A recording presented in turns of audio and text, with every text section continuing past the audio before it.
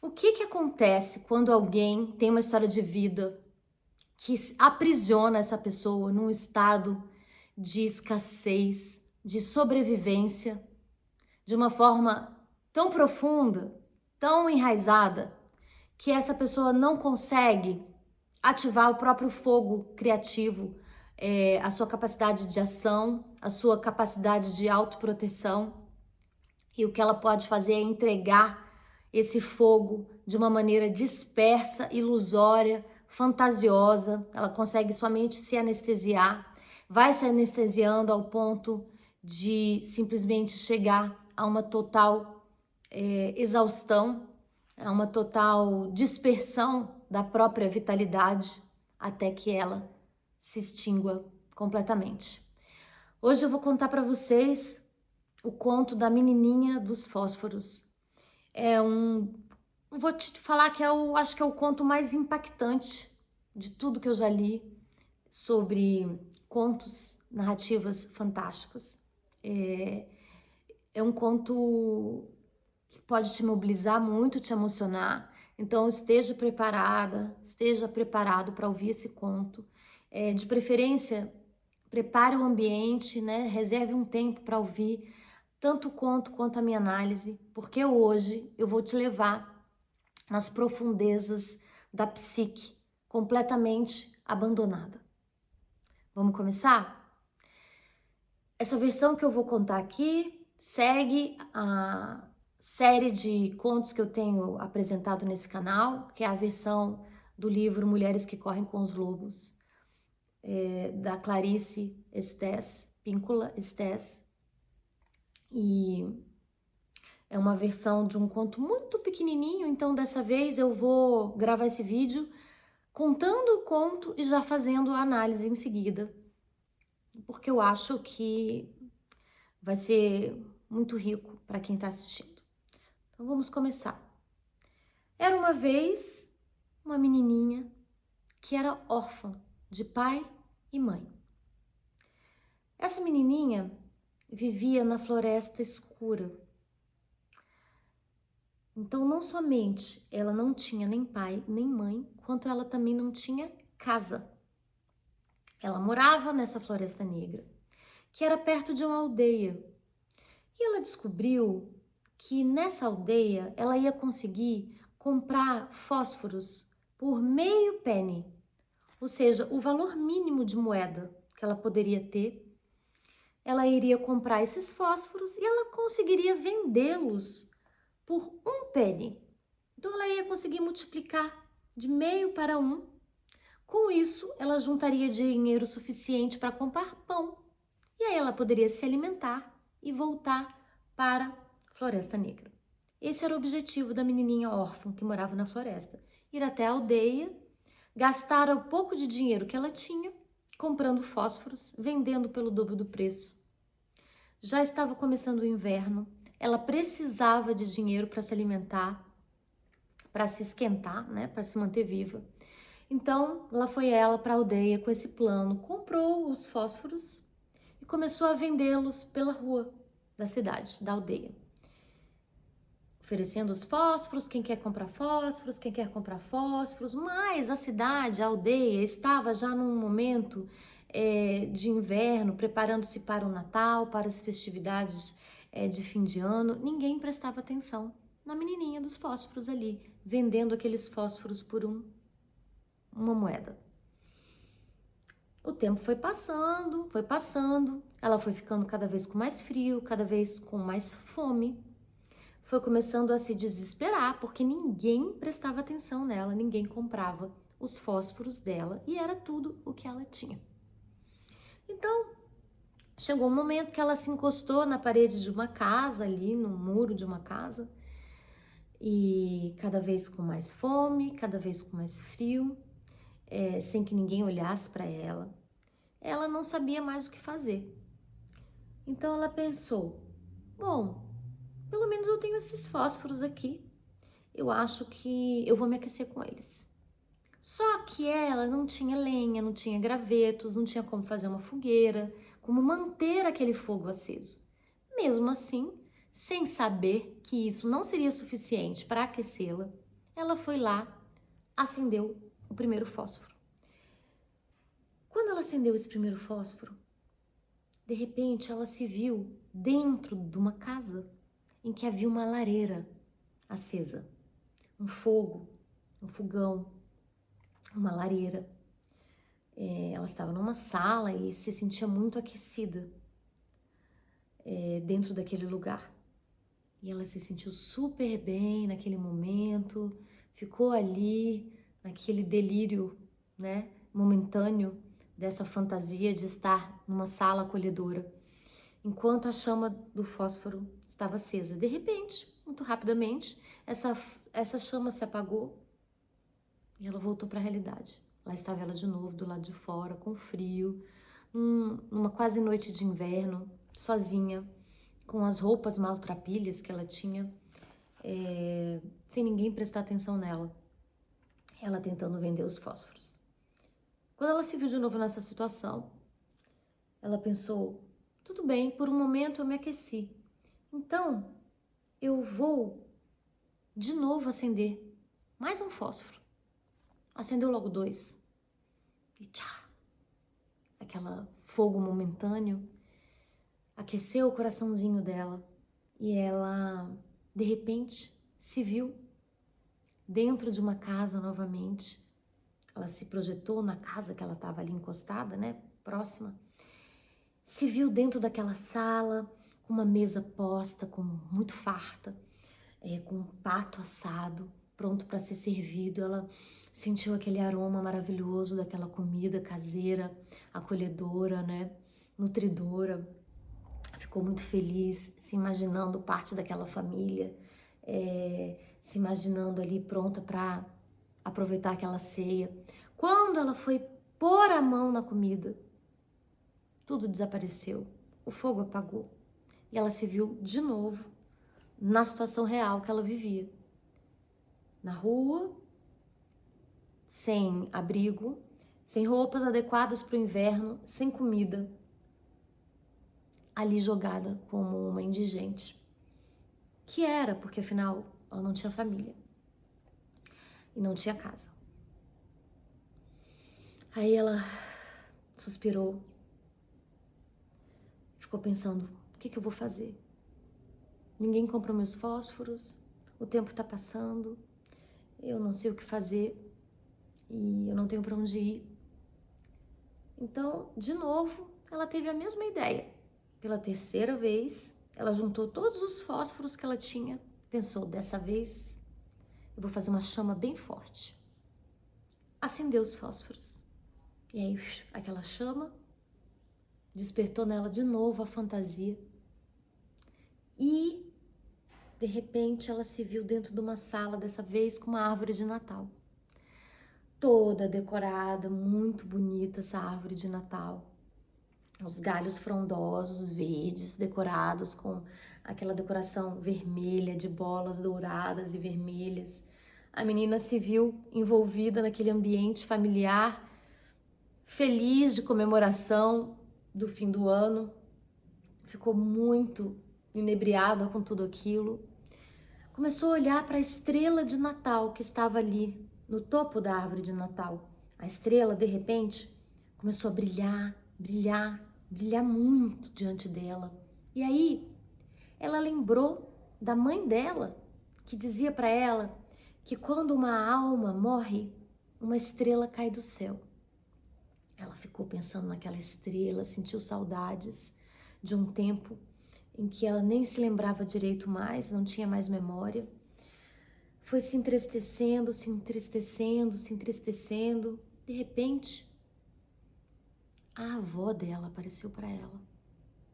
A avó dela, tão carinhosa, amorosa, que já tinha se ido também, ela não tinha mais ninguém. A avó dela se aproximou dela, abraçou ela. E ela sentiu aquele calor da avó, aquele aconchego da avó. E de repente, aquela estrela se expandiu e ela e a avó começaram a subir para o céu. No dia seguinte, as pessoas saíram à rua e encontraram o corpo da menininha dos fósforos. estendido no chão, frio, já sem vida. E assim acaba o conto da menininha dos fósforos. Não tem nada mais vulnerável do que uma menina órfã. Não tem nada mais vulnerável do que uma psique que não tem a referência viva, nem do pai e nem da mãe. Uma psique órfã, ela não tem nem o afeto e a amorosidade, a educação emocional da mãe, do feminino, nem tampouco a estrutura e o pé no chão, a capacidade de ação no mundo do masculino. Não é à toa que a menininha mora na floresta escura. A floresta representa o nosso inconsciente. Uma psique órfã, incapaz de mobilizar o masculino e o feminino, vive no inconsciente. Então, você que está me assistindo, não importa se você foi de fato órfã, né? Suponhamos que você seja uma mulher e foi criada por outros genitores, não foi seu pai, não foi sua mãe. Ou você viveu num orfanato e não teve família. Esse é um abandono real, estrutural da vida, né? Mas também pode haver o abandono psíquico. Você pode ter tido pai e mãe, mas na sua estrutura familiar, esse pai e mãe não exerceram positivamente o papel de genitor, né, de genitores.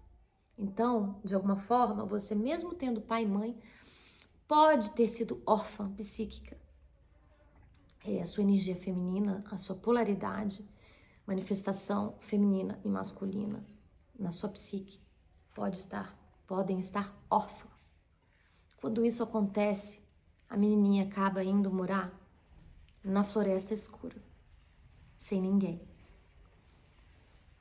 Este é o lugar da completa escassez e este é o lugar, um aprisionamento que te coloca no lugar de apenas sobreviver. Tudo o que a menininha consegue fazer é pensar em comprar fósforos, que são um fogo, vamos falar simbolicamente agora, né, dos fósforos. Os fósforos são um fogo rápido, que se extinguem rápido também. Então é uma energia criativa que você pode mobilizar rápido, mas que não tem estrutura, que não resiste ao tempo, né? É muito interessante porque a energia criativa, a nossa energia de realização, ela precisa dessa faísca, mas se essa energia não tiver a estrutura necessária, o acolhimento, né, a semeadura, a terra fértil, os recursos para que essa faísca prospere, essa faísca vai se extinguir. Então, a menininha, ela não, por ser órfã, ela não foi ensinada que não basta ter a faísca, é preciso ter o graveto, a lenha, o lugar para que esse fogo expanda. Precisa ter, antes dela, uma estrutura. Ela tem que herdar uma estrutura mínima, né, ancestral, familiar, para que ela consiga usar a força criativa para mobilizar a sua força criativa no mundo de forma que essa força criativa prospere. Não foi o caso da menininha. Essa menina órfã que mora na inconsciência da floresta negra, né, na floresta escura. A única coisa que ela pensou, falou, vou pegar... Ela era maltrapilha, né, não tinha nem roupa direito, sapato furado. Então o abandono era patente, né, era explícito. Tudo que ela pensou foi pegar os últimos recursos que ela tinha, esses dinheirinhos que ela tinha, tentar multiplicar de uma maneira muito escassa, sem nenhum preparo. E aí ela resolve comprar esses fósforos e tentar vendê-los na cidade. Acontece que no mundo, né, na aldeia, na cidade, na nossa realidade, essa escassez, ela é invisível.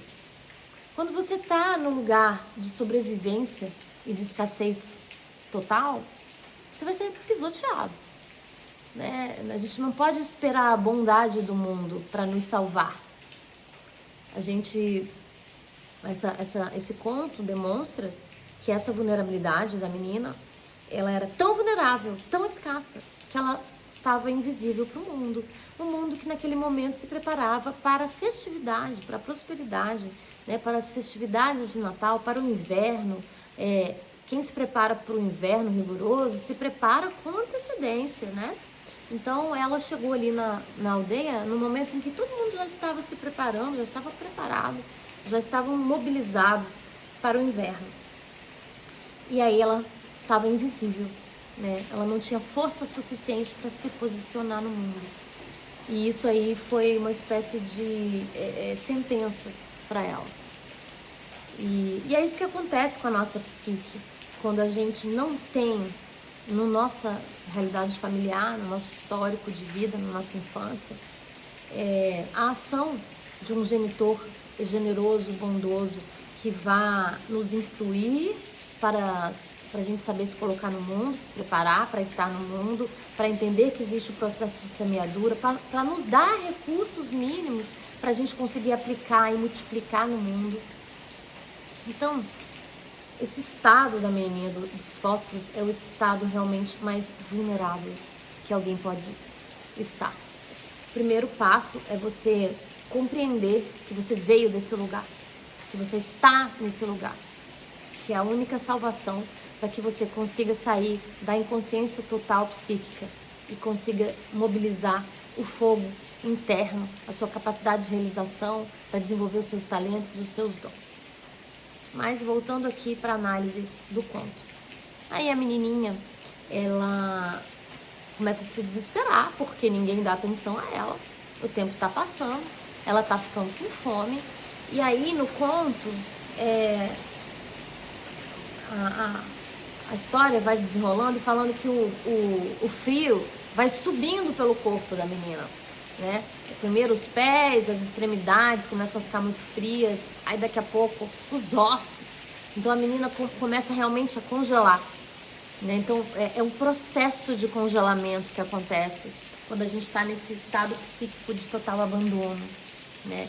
E isso vai nos consumindo de maneira que a gente não consegue nem mais se mobilizar, porque olha só, a autora da Mulheres que Correm com os Lobos, no livro, ela fala o seguinte: quando uma mulher selvagem se vê num estado desse, de total vulnerabilidade, ela sabe o que fazer, ela foge, ela sai correndo, ela vai para outra cidade, ela se esconde em algum lugar quente, ela vai atrás de gravetos e faz uma fogueira. Ou seja, a mulher que está conectada minimamente com a sua força de vida, que a energia selvagem é essa capacidade instintiva de se proteger, ela consegue sair desse lugar de total vulnerabilidade, abandono e invisibilidade. Mas a menininha dos fósforos não é uma mulher selvagem. Ela não foi iniciada por ninguém. Então não tem como ela sozinha mobilizar a própria esse lugar selvagem de sobrevivência. Ela não aprendeu, é uma criança vulnerável. É muito doloroso esse lugar. É um lugar de zero potência, né? De impotência total. Feminino vulnerável. É esse o lugar da menininha dos fósforos. Mas então, seguindo no conto, aí o que ela começa a fazer? No desespero, ela barganha, ela vende, né? Ela vende esse fogo mínimo que ela tem para alguns momentos de contentamento. O que acontece quando ela acende esse fósforo? ela entra num estado de fantasia, de delírio, de anestesiamento, né, de entorpecimento. Isso é muito comum nesse estado psíquico de total inconsciência, de ausência de estrutura e de afeto. Quando a gente vive nesse estado, a única condição que a gente tem para mobilizar a nossa força é para se anestesiar. Então ela começa a delirar nas fantasias e esse delírio fantasioso leva ela para uma armadilha que acaba por consumir o pouco que ela tem, porque ela não sabe administrar esses recursos, né? Ela não aprendeu a administrar os recursos, ela está ali queimando os fósforos e isso não vai adiantar de nada. A única coisa que é possível de acontecer é ela se embriagar, digamos assim, né? Se delirar por alguns minutos e aí ela começa a fantasiar. E é isso que vai acontecendo na história.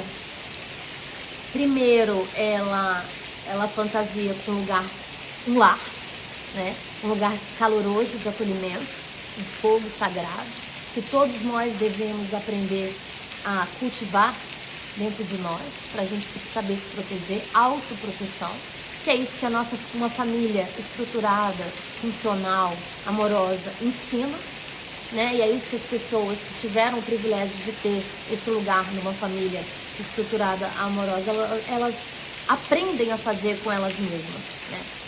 Isso é uma grande proteção.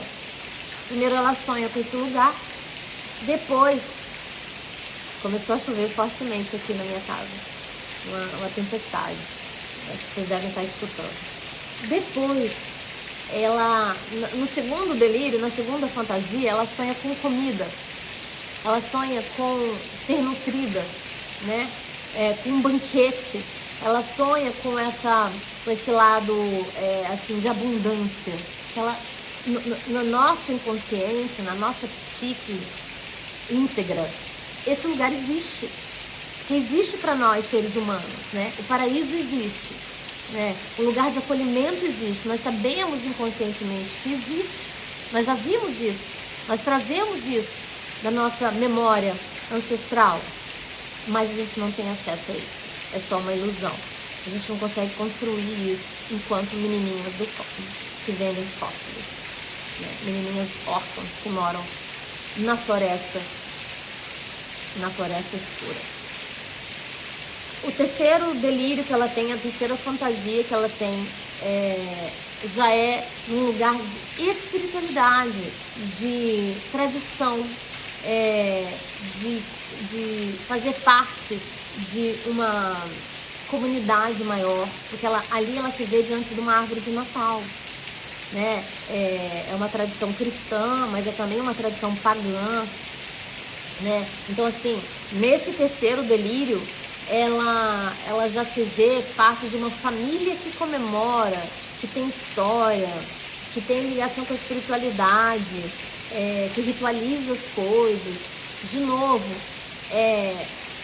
nas memórias inconscientes da menininha dos fósforos, ela tem acesso a isso tudo, mas ela só consegue fantasiar sobre isso, porque ela não foi ensinada sozinha. Nós, seres humanos, nós somos os animais que não conseguimos aprender sozinhos, somos os mais vulneráveis em termos de quando a gente está se desenvolvendo como filhote, né, como criança, nós somos os mais vulneráveis, porque para a gente sobreviver, o animal, para sobreviver na floresta, ele só precisa desenvolver seus instintos que já estão instalados dentro deles, né?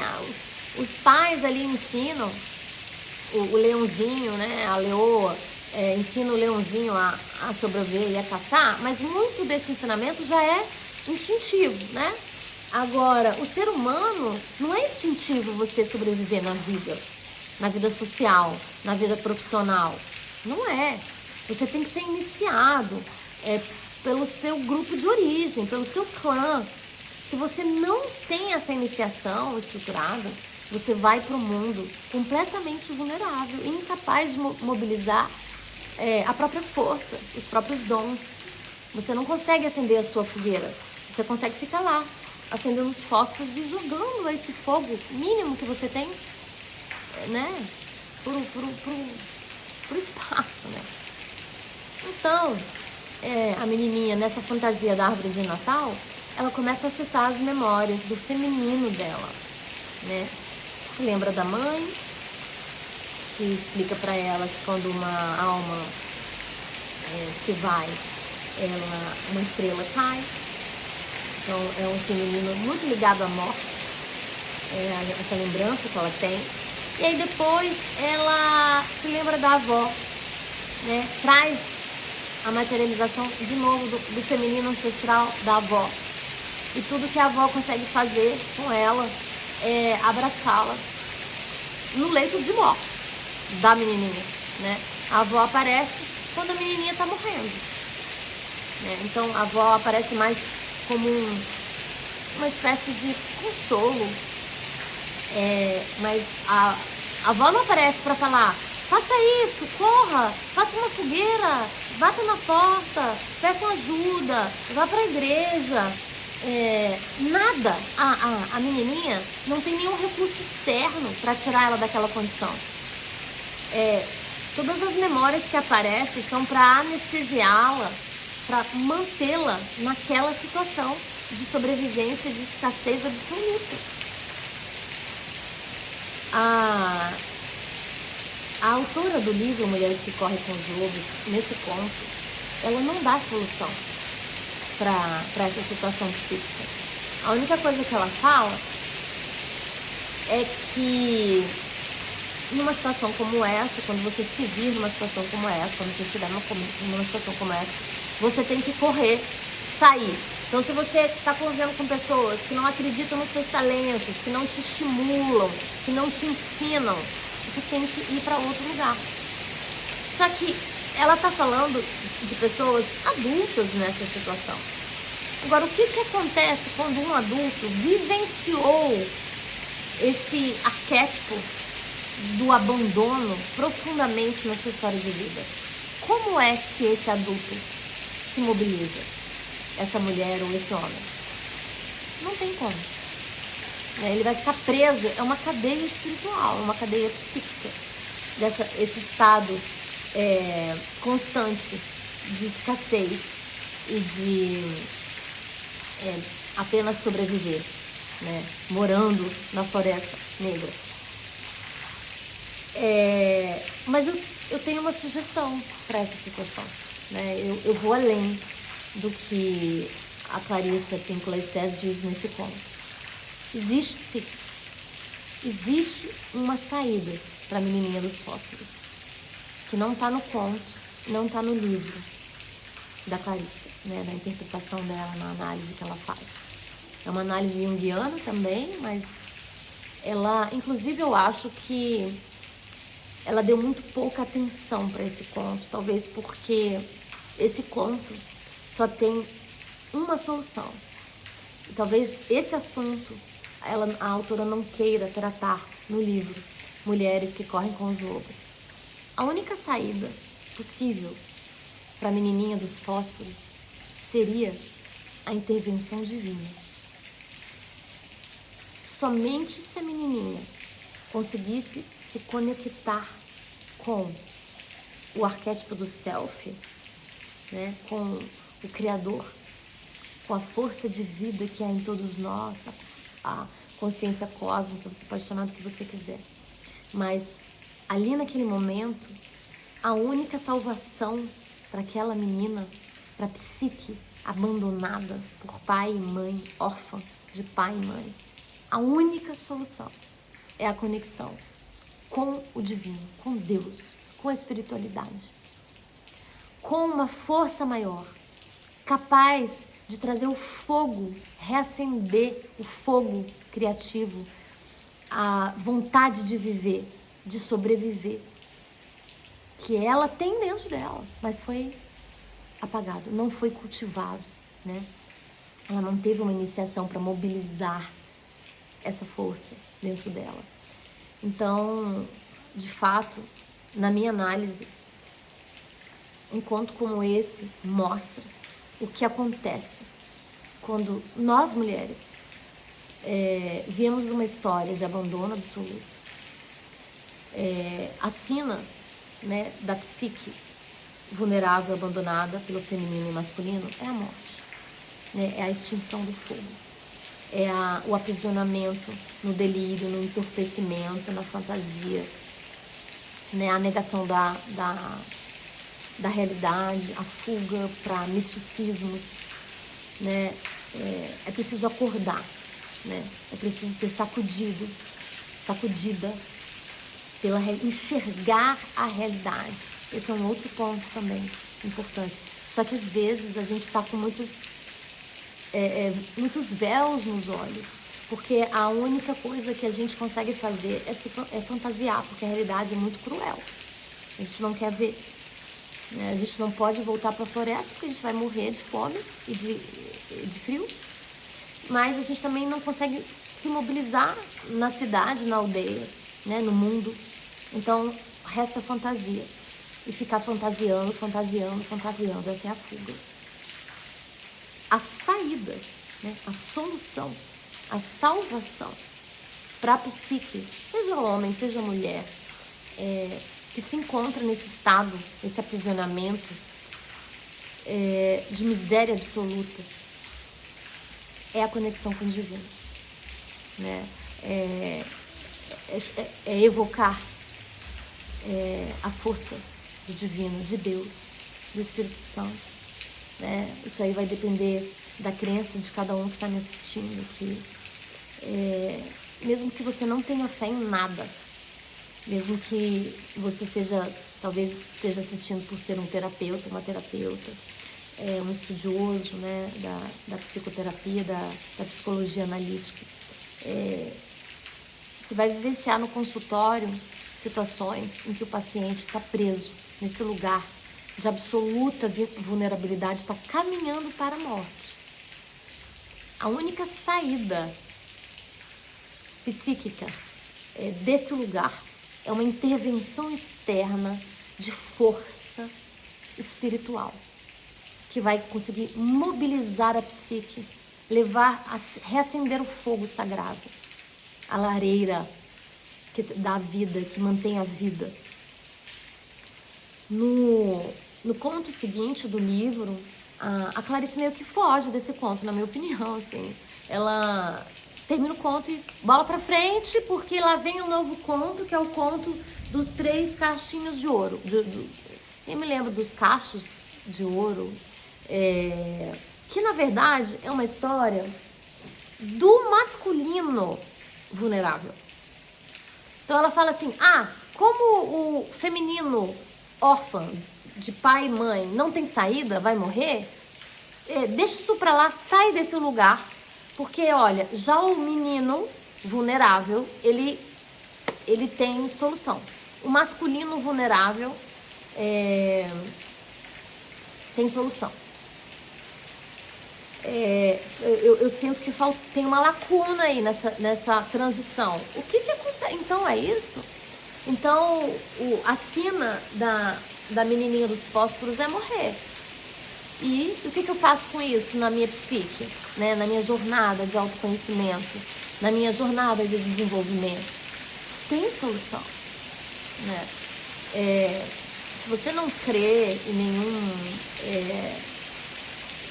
nenhuma manifestação espiritual, pode até ser que você entenda isso como assim, para salvar a menininha, ela vai precisar de uma intervenção de um mentor, de um guia, de alguém que mostre para ela a saída. A saída, infelizmente, nessa condição psíquica, não vem de dentro, porque o dentro está congelado, o dentro está morrendo de frio, está morrendo de fome, e vai morrer. O dentro consegue, numa situação como essa, apenas fantasiar.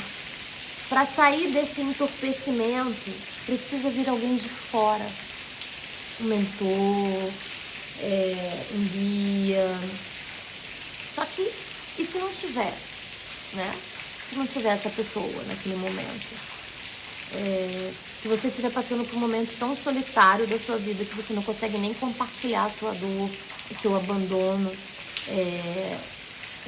essa intervenção externa pode não chegar a tempo. Então, de fato, A única salvação para a psique em modo de sobrevivência e escassez, esse estado de consciência em que não floresce nada, é clamar aos céus e pedir a intervenção divina. Porque quando a gente se conecta com a espiritualidade, com o Espírito Santo, a noção de Deus, o que você quiser, o fogo interno renasce. E essa sabedoria humana de sobreviver, pedir ajuda, gritar, correr, se mobilizar, ela vem.